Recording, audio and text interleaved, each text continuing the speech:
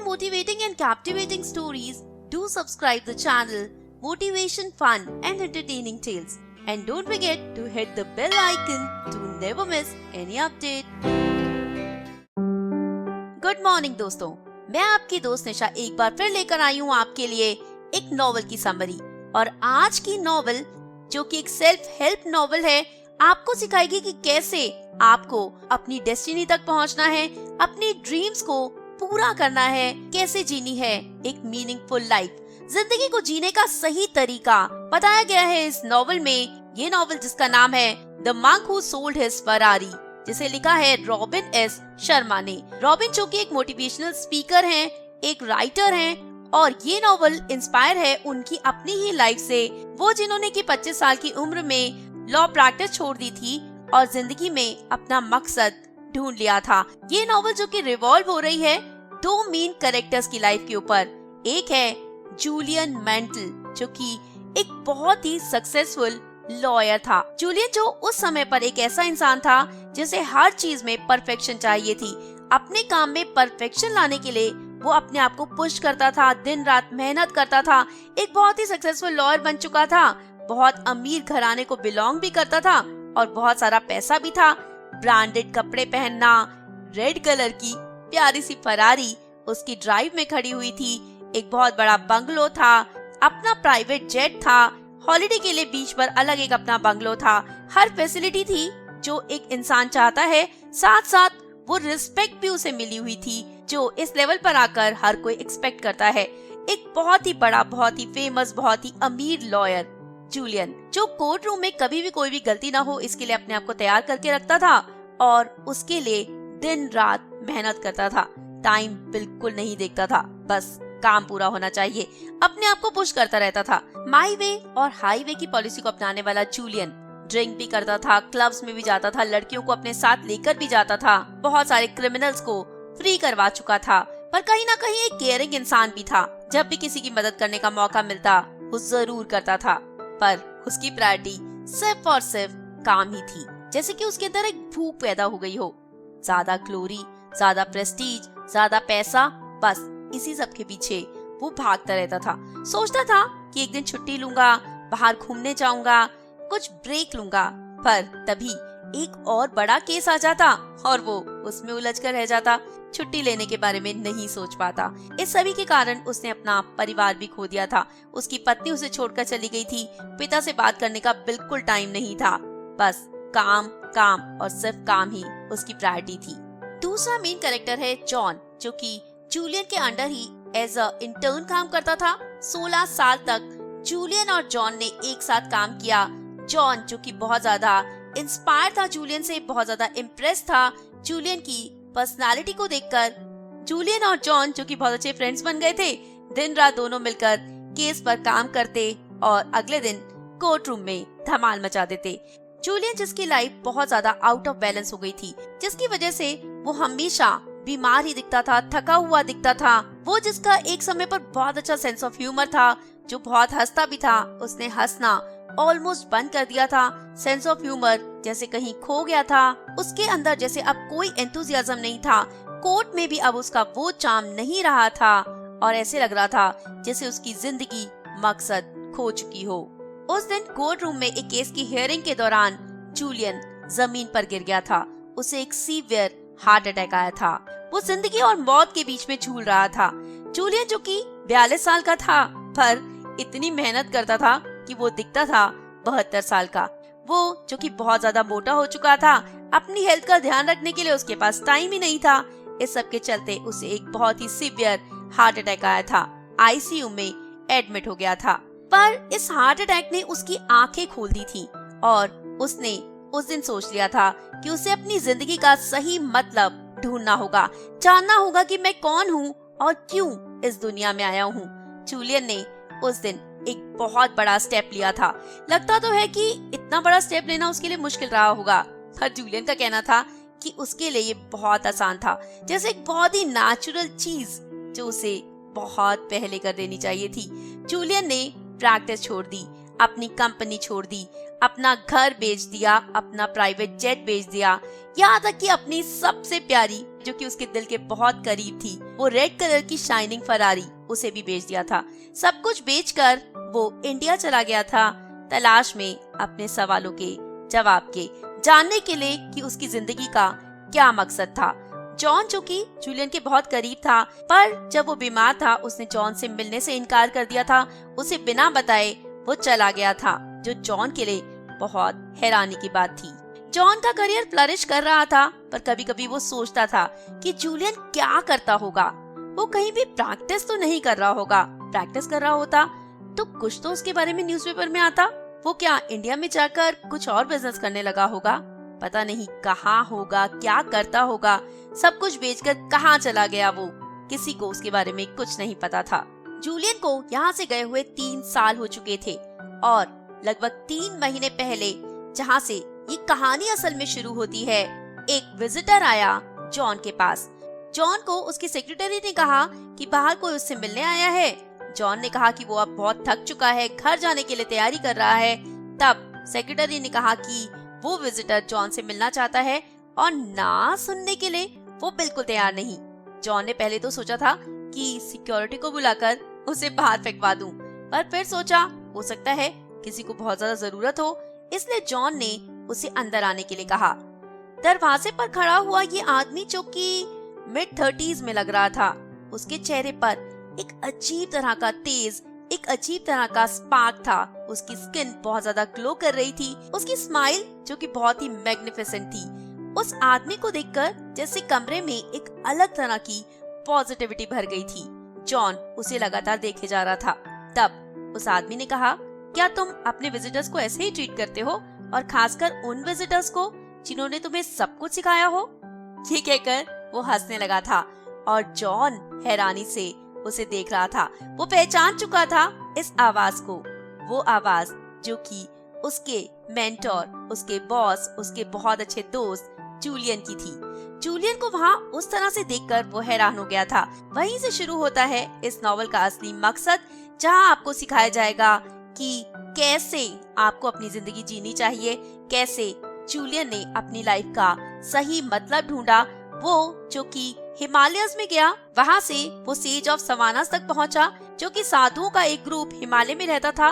वहाँ पहुँचकर जूलियन को मिला अपनी लाइफ का सही मकसद, और इन दोनों की इस कन्वर्सेशन के थ्रू ऑथर हमें वो सब कुछ सिखाना चाहते हैं। जूलियन ने तब जॉन को अपनी पूरी जर्नी के बारे में बताया और कहा कि वो बहुत सारे साधुओं से मिला इंडिया में, वहाँ के लोग बहुत अच्छे हैं, और उनसे उसने जाना कि कैसे अपने दिमाग को कंट्रोल कर सकते हैं और कैसे हो सकती है आपकी स्पिरिचुअल अवेकनिंग। और अगर आपको बदलना है तो आपको सुननी होगी अपने दिल की आवाज। जूलियन ने कहा कि उसने ये सब कुछ बहुत ड्रामेटिक तरीके से किया जरूर, पर इस सब के बाद उसकी जिंदगी बहुत ज्यादा आसान हो गई थी। वहाँ पर जूलियन को एक योगी कृष्णन मिले, जो कि उसी की तरह पहले दिल्ली में एक बहुत बड़े लॉयर थे, जो अपनी लाइफ का मकसद ढूंढते हुए कश्मीर पहुँच गए और वहाँ एक मंदिर में वो काम कर रहे थे। हमारी लाइफ में जो भी कुछ होता है उसका एक पर्पस होता है। हर हार हमें कुछ ना कुछ सिखा कर जाती है। हर हार हमारे लिए बहुत ज्यादा इम्पोर्टेंट होती है, क्योंकि वो हमें जिंदगी के वो लेसन सिखा जाती है जो हम वरना ना सीख पाते। एक बहुत अच्छी सीख जो इस बुक में दी गई है वो है कि आपको कभी भी अपने पास्ट को रिग्रेट नहीं करना चाहिए, बल्कि उसे एक टीचर की तरह एम्ब्रेस करना चाहिए। वो पास्ट आपको आगे का रास्ता सिखाता है। बहुत सारी अच्छी अच्छी कोटेशंस हैं इस नॉवल में। एक जो मुझे बहुत पसंद आई वो ये कि जब आप कुछ सीखने के लिए तैयार होते हैं तो आपको टीचर मिल जाता है। योगी कृष्णन ने जूलियन को सेजेस ऑफ सवाना के बारे में बताया और जूलियन वहाँ पहुँचा। वहाँ मिले जूलियन को उसके एक और मेंटर योगी रहमान, जिन्होंने उसे जिंदगी का मकसद सिखाया, जिंदगी जीने का तरीका सिखाया, उसकी लाइफ को एनलाइटन किया। सेजेस ऑफ सवाना में सवाना का मतलब है ओएसिस ऑफ एनलाइटमेंट, और वहाँ जाकर योगी रहमान से मिलकर जूलियन की लाइफ एनलाइटन हो गई थी। हमारी जिंदगी में बहुत सारे ऐसे मौके आते हैं जब हमें एक चीज को चुनना होता है, और जूलियन जानता था कि उसने सही दिशा चुनी है और अब उसकी जिंदगी में उसे वो सब कुछ मिलने वाला है जो वो क्रेव करता था। उसके बाद जूलियन की लाइफ बिल्कुल चेंज हो गई थी। वहीं जूलियन को योगी रहमान ने बताए 7 वर्च्यूज ऑफ लाइफ, जिन्हें फॉलो करके 30 दिन के अंदर आप अपनी जिंदगी को पूरी तरह से बदल सकते हो। उन्होंने जूलियन को ये सब कुछ बताया एक शर्त पर कि वो यहाँ से सब कुछ सीखने के बाद वापस उसी जगह पर जाएगा जहाँ से वो वापस आया है, और वहाँ जो लोग डिजर्व करते हैं उन सबको उन वर्च्यूज के बारे में बताएगा, जिंदगी जीने का तरीका बताएगा, कैसे उन्हें अपनी ड्रीम्स को पूरा करना है और अपने दुखों से बाहर निकलना है, कैसे उन्हें अपने माइंड को कंट्रोल करना है, वो सब कुछ सिखाएगा। जूलियन ने हाँ कह दिया था और इसीलिए वो पहुंच गया था जॉन के पास, अपने बेस्ट फ्रेंड के पास, और उसे बताए थे वो 7 वर्च्यूज ऑफ लाइफ। जूलियन ने वहाँ पर ये भी पाया कि बाहर से अगर आपको सक्सेस चाहिए तो उसके लिए अंदर से भी आपको सक्सेस पानी होगी। वेल बीइंग और बीइंग वेल ऑफ के बीच में बहुत बड़ा डिफरेंस होता है। आप किसी का भला कैसे कर पाओगे जब तक आप अपना खुद का ही भला नहीं कर पा रहे। आप किसी की केयर कैसे कर पाओगे जब तक आप अपनी खुद की केयर नहीं कर पा रहे। अगर आप खुद को प्यार नहीं करते तो आप किसी को प्यार नहीं कर सकते। जूलियन की जो लाइफ में ट्रांसफॉर्मेशन हुआ था, उसके जो लुक्स में ट्रांसफॉर्मेशन हुआ था, वो सब उसके इनर पीस, इनर जॉय के कारण था। जूलियन जब सेजेस ऑफ सवाना के पास गया था तो वहाँ उसे फ्रूट्स और वेजिटेबल्स की मील मिलती थी। उसे बाद में पता चला कि ये एक बहुत अच्छा फॉर्मूला है अच्छी हेल्थ पाने के लिए। ये सब कुछ जॉन को बताते हुए जूलियन की आंखों में चमक थी, एक चाइल्ड लाइक स्माइल थी, एक अजीब सी, एक बहुत ही गहरी खुशी जो आपको तब मिलती है जब आपने कुछ बहुत बड़ा अचीव कर लिया हो। ये सारी बातें बताते हुए जूलियन बहुत ज्यादा अंदर से खुश दिखाई दे रहा था। जूलियन ने उस दिन जॉन को सब कुछ नहीं बताया क्योंकि बहुत देर हो चुकी थी। जॉन को अपने भी काम होंगे, पर जॉन के अंदर बहुत ज्यादा क्यूरियोसिटी थी वो 7 वर्च्यूज ऑफ लाइफ जानने की। तब जूलियन ने प्रॉमिस किया था कि वो अगले दिन जॉन के घर पर आएगा और तब उसे सारी चीजें बताएगा। जब अगले दिन वो जॉन के घर पहुंचा तो वो एक रेड कलर की रोब पहनकर आया था, ब्लू कलर का उसने मास्क लगाया हुआ था। ये देखकर जॉन हैरान हुआ था। जूलियन, जिसका सेंस ऑफ ह्यूमर वापस आ गया था, उसने जॉन से पूछा था, क्यों, क्या हुआ, तुम क्या सोच रहे थे, मैं अरमानी पहन कर आऊंगा? जूलियन ने जॉन को बताया सेजेस ऑफ सवाना के बारे में। सवाना जो कि उस जगह का नाम था, उसके बारे में, जो एक छोटा सा गांव था जो कि रेड और व्हाइट रोजेस से बना हुआ था। बहुत ही सुंदर सा अलग अलग फूलों से बना हुआ मंदिर उस गांव के बीचों बीच था। छोटी छोटी हट्स बनी हुई थी, वो भी रेड रोजेस की थी। वहाँ पर सारे लोग जिनके चेहरों पर एक अजीब सी खुशी, एक अजीब सी सेटिस्फैक्शन दिखाई दे रही थी, सब इधर उधर काम कर रहे थे, अपनी चीजों में बिजी थे, पर हर कोई स्माइल कर रहा था। जॉन को अभी भी ये सब कुछ बहुत अजीब लग रहा था, बहुत ही अनरियलिस्टिक। जब उसने जूलियन को ये बात कही तो जूलियन ने सामने पड़ा आधा चाय का कप चाय से भरना शुरू कर दिया। कप पूरा भर गया और चाय नीचे गिरने लगी। तब जॉन ने रोका, क्या कर रहे हो, इसमें तो जगह है ही नहीं। जिस पर जूलियन ने कहा, यही तुम्हारे साथ भी हो रहा है, तुमने अपने दिमाग को उन सभी बातों से भर लिया है और नए थॉट्स के अंदर जाने के लिए जगह है ही नहीं। आप अगर चाहते हो कि आपके दिमाग में कुछ नए अच्छे थॉट्स आएं, तो पहले उन नेगेटिव थॉट्स को तो आपको बाहर निकालना ही होगा। जूलियन ने जॉन को कहा था कि सब में 30 दिन लगेंगे। जॉन ने कहा 30 दिन बहुत ज्यादा नहीं है। तब जूलियन ने कहा कि अपने आप में इन्वेस्ट करना एक सबसे अच्छी इन्वेस्टमेंट है। इससे सिर्फ तुम्हारी लाइफ अच्छी नहीं होगी बल्कि तुम्हारे आसपास वाले लोगों की भी लाइफ बहुत ज्यादा बेटर हो जाएगी। ये बुक जो कि पैशन के बारे में है, इमेजिनेशन के बारे में है, अपने सपनों को साकार करने के बारे में है, आपको सिखाएगी पर्सनल एनलाइटमेंट। जी हाँ, अब आपको बताती हूँ उन 7 वर्च्यूज ऑफ लाइफ के बारे में जो कि जूलियन ने जॉन को बताए, जिन्हें प्रैक्टिस करके आप अपनी जिंदगी को पूरी तरह से बदल सकते हैं। इन 7 वर्च्यूज ऑफ लाइफ को जानने से पहले आपको एक बात बहुत अच्छे से समझ लेनी चाहिए कि आपका माइंड एक बहुत अच्छा सर्वेंट है पर एक बहुत ही बुरा मास्टर है।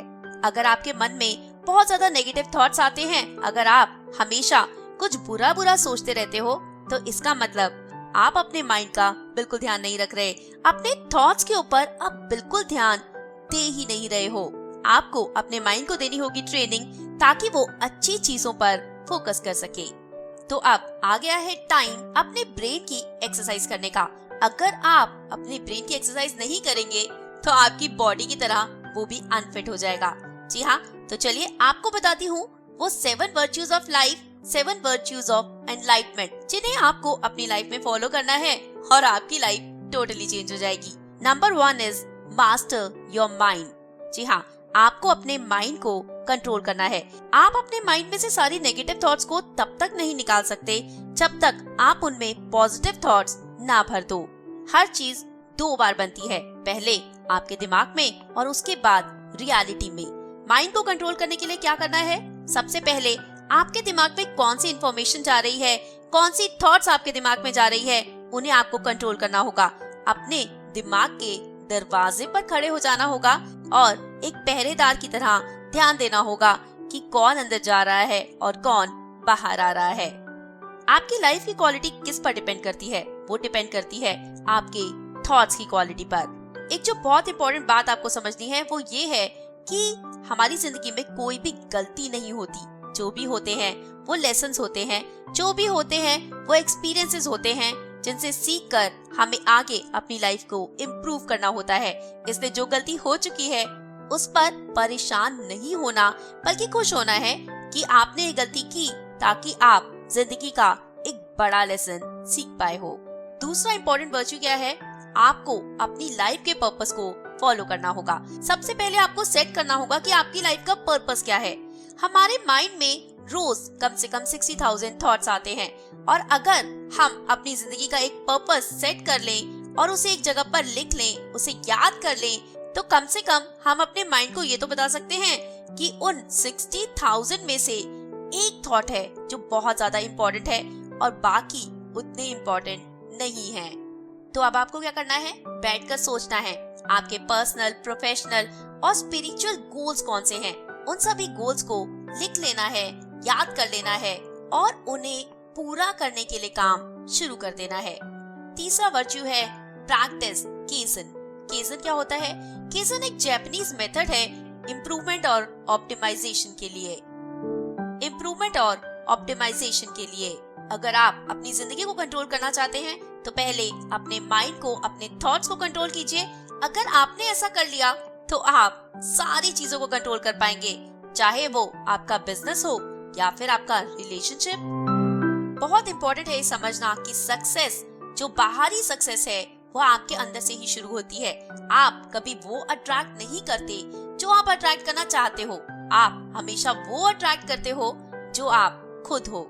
चौथी जो बहुत इंपॉर्टेंट चीज है वो है लिव विद डिसिप्लिन। आपको अपनी जिंदगी को डिसिप्लिन करना होगा, अपनी लाइफ में सेल्फ डिसिप्लिन लाना होगा। अगर आपके अंदर सेल्फ डिसिप्लिन होगा तो करेज भी आ जाएगी। अगर आपके अंदर करेज होगी तो जो वीक थॉट्स हैं, जो नेगेटिव थॉट्स हैं, आप उन्हें बाहर निकाल सकोगे और पॉजिटिव थॉट्स के लिए जगह बन जाएगी। पांचवा वर्च्यू है रिस्पेक्ट योर टाइम। जी हाँ, टाइम सिर्फ 24 घंटे ही होते हैं हर किसी के पास, पर जो अच्छे से अपने टाइम को मैनेज कर पाता है वही सक्सेसफुल बन पाता है। टाइम हमारे हाथ से रेत की तरह फिसलता चला जाता है। जो टाइम को मैनेज कर पाया वही अपनी लाइफ को मैनेज कर सकता है। टाइम को मैनेज करने के लिए प्रायोरिटीज पर फोकस करो, बैलेंस बनाओ, अपनी लाइफ को सिंप्लीफाई करो। वो लोग जो कि टाइम को अच्छे से मैनेज कर पाए हैं वही सक्सेसफुल हो पाए हैं, अमीर बन पाए हैं, अच्छे रिलेशनशिप उनके हैं और आज वो बहुत ज्यादा खुश हैं। छठा जो बहुत इंपॉर्टेंट वर्च्यू है वो है सेल्फलेसली सर्व अदर्स। दूसरों को खुशी देने में जो खुशी मिलती है वो अपनी खुशी से बहुत बड़ी होती है। आपकी लाइफ की क्वालिटी उस पर डिपेंड करती है कि आप कितना दूसरों के लिए कंट्रीब्यूट कर रहे हो। आपको रोज किसी को कुछ देने की प्रैक्टिस करनी चाहिए, चाहे वो किसी भी तरह की खुशी हो, और अपने रिलेशनशिप्स की तरफ ध्यान देना चाहिए। सातवां और आखिरी सबसे इम्पोर्टेंट वर्च्यू है एम्ब्रेस द प्रेजेंट। आपको आज में जीना सीखना चाहिए।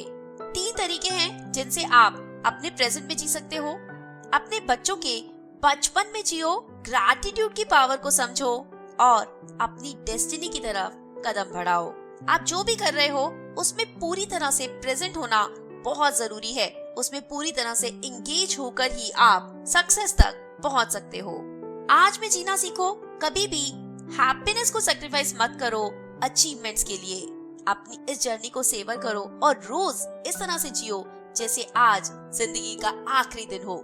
जी हाँ, हम सब यहाँ पर एक स्पेशल रीजन के लिए हैं। एक सबसे अच्छी इस बुक की कोट जो कि आपको समझनी होगी वो ये, stop being the prisoner of your past, become the architect of your future. उम्मीद करती हूँ ये सारे वर्च्यूज आप अपनी जिंदगी में अपनाना अभी से शुरू कर दोगे और बताना कि आपको ये नॉवेल कैसी लगी, ये कहानी कैसी लगी।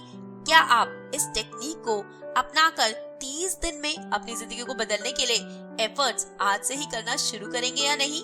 जी हाँ, मुझे यानी अपनी दोस्त निशा को दीजिए इजाजत। अगले हफ्ते एक और नॉवेल की समरी के साथ हाजिर हो जाऊंगी।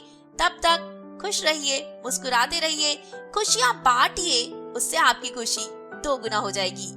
I'll be back soon with lot more interesting stuff. Bye bye.